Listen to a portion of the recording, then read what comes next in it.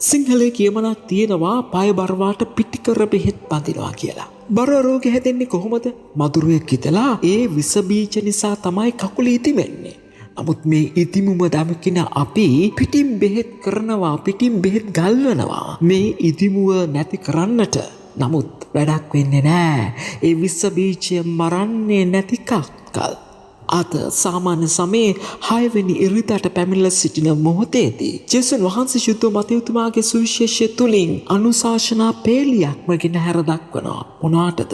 හරියට අපිත් කතෝලිකයන් ලෙස අධ්‍යාත්මික ජීවිතය තුළ මේ පය බරවාට පිටිකර බෙහෙත් බඳින ජනතාවක් නිසා උන්වහන්සේ අපිට කියනවා මරණයක් සිද්ධ වුණාට පස්සේ අපි විනිශ්චය සඳහා ගියාට වැඩක් වෙන්නේ නැහැ. දික්කසාදයක් සිද්ධ වෙද්දී එහෙම නැත්නම් තවත් කෙනෙකුගේ ජීවිතය නැතිනාස්ති කරද්දී ඒ වගේම කාම මිත්‍යාචාරය වෙන දේවල් වලදී අපි අවසානයේදී විනිශ්චය කරා යාමට පෙර එතනට යන්නට ඉස්සල්ලා සිද්ධ වෙන්න ඕනේදී කුමක්ද කියලා වටහා ගන්නට ඕනි කියන දෙයයි. මිනිමරමක් සිද්ධ වෙන්නට ගොඩක් වෙලාට බලපාන දේ තමයි තරහ, කෝපය.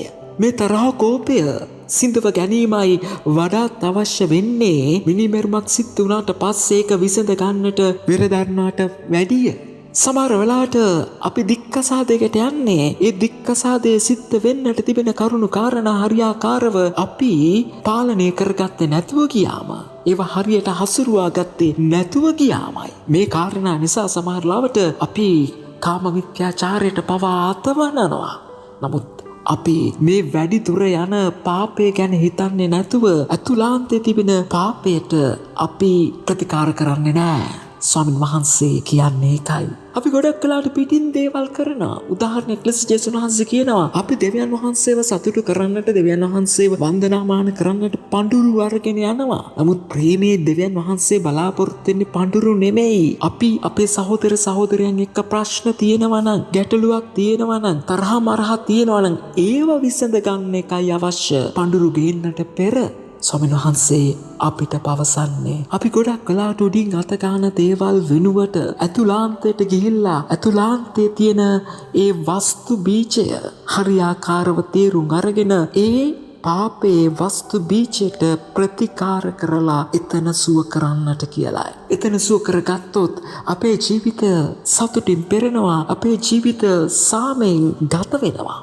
නමුත් අපි ගොඩක් වෙලාවට හදවතේ තියෙන ප්‍රශ්න දිහා බලන්නේ නැතුව පිටස්තර ඇති වෙන මහා විශාල ප්‍රශ්නවලට උත්තර බඳින්නට උත්සාහ කරනවා. ජේසුස් වහන්සේ හැම මොහොතකම අපිට කිව්වේ පාපයක් ඇති වෙන්නේ අතුලාන්තයෙන් මිසක් පිටින් එන දෙයකින් අතුලාන්තය දූෂ්‍ය කරන්නට බෑ කියලා.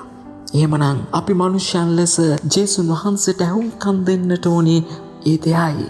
ජේසුස් වහන්සේ අපිට පවසනවා අපි පාපය නිසා දුක් විඳිද්දී ඒ පාපය කරන්නට පෙළඹ වෙන කාරණය ගැන සැලකිලිමත් වෙන්නට කියලා. සමහර පාපය කරන්නට පෙළඹවන්නේ මාගේ ඇහැ නම්, මාගේ කන නම්, මාගේ දිව නම්, මාගේ අතපය නම්. ජේසුස් වහන්සේ කියනවා ඒ වෙනුවෙන් දෙයක් කරන්න මුළු ශරීරය පිටින්ම නිරයට යන්නට පෙර.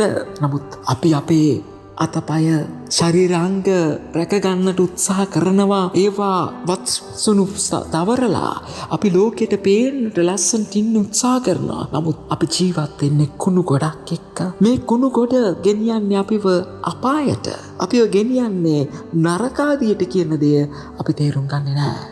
ජේසුස් වහන්සේ නම් කියනවා අද දවසේදී නවතින්න, යන්න ඔබගේ අතුලාන්තයට, ඔබගේ පාප සොයාගන්න. ඔබයි ඒවා දන්නේ. ඒවලට ප්‍රතිකාර කරන්න.